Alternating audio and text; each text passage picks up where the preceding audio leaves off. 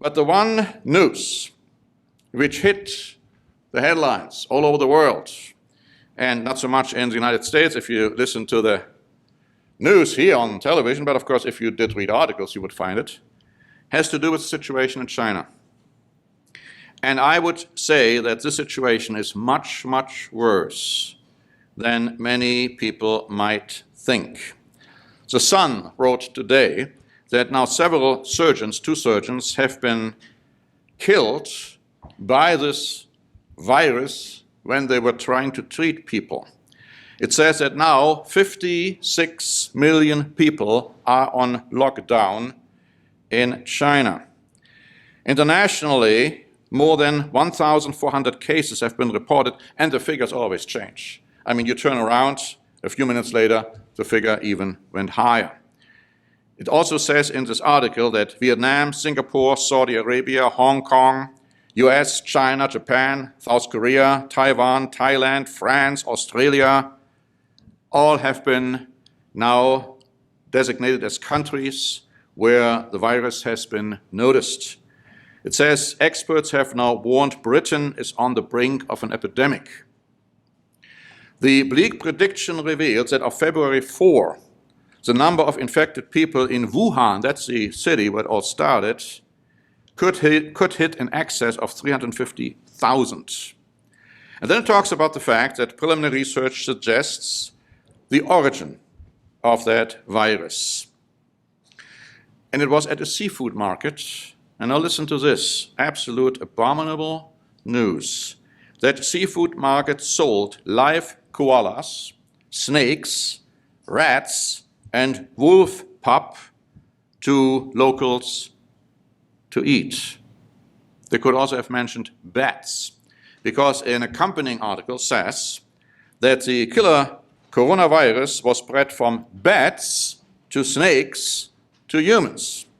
And they say here that previous deadly outbreaks of SARS and Ebola were also believed to have originated in the flying mammal, the bats.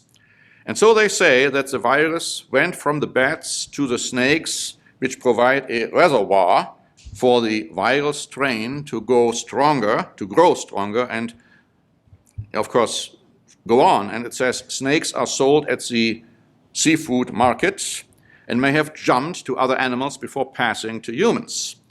They claim the expert believes that the new strain was an RNA virus, meaning that its mutation speed was 100 times faster than that of a DNA virus such as smallpox, 100 times faster. And now, Express wrote on January 25 that the US is planning to evacuate all American citizens and diplomats from the Chinese city of Wuhan. Now, there are around 1,000 Americans in Wuhan. The US embassy is in the process of contacting all its citizens to arrange seats on a plane back to America. So far, so good. But it's not all that good, because there are only 230 seats available on the aircraft, according to the Wall Street Journal. And those on board will have to pay for their flights. So they got to go, whether they want to or not, and they got to pay for it.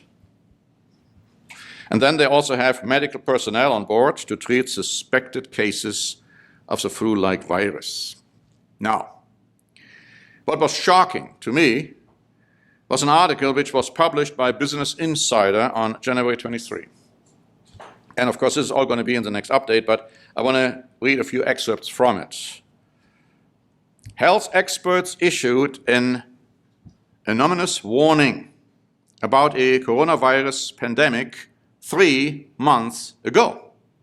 Eric Toner, a scientist at the Johns Hopkins Center for Health Security, was not shocked when news of a mysterious coronavirus outbreak in Wuhan, China, surfaced in early January, less than 3 months earlier. Toner had staged a simulation of a global pandemic involving a coronavirus. Toner's simulation imagined a fictional virus called CAPS. The analysis looked at what would have happened, or what would happen, if a pandemic originated in Brazil's pig farms. The virus in toner stimulation or simulation would be deadlier than SARS, but about as easy to catch as the flu. The pretend outbreak started small. Farmers began coming down with symptoms that resembled the flu. Exactly what's happening now in China. Or it says pneumonia. From there, the virus spread to crowded and impoverished urban neighborhoods in South America. Flights were canceled, travel bookings dipped by 45% again, exactly as it's happening now. A year later, it had killed 65 million people. The Spanish flu pandemic of 1918, by contrast, claimed as many as 50 million lives. Toner's simulated pandemic also triggered a global financial crisis, which is already starting right now.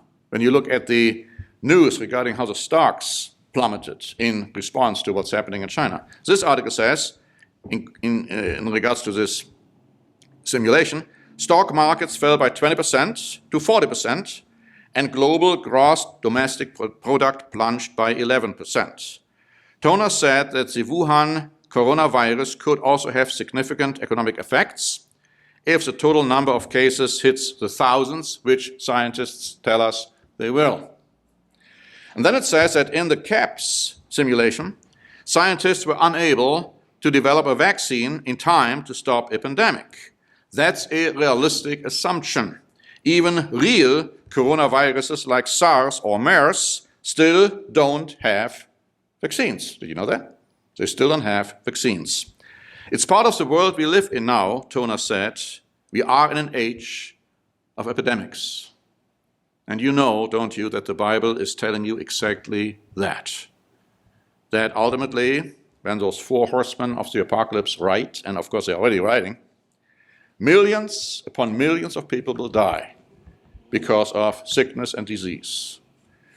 We are very close, my friends, to what is prophesied, and we all had better get ready, because we don't know how long we still have, but it doesn't appear it's much longer.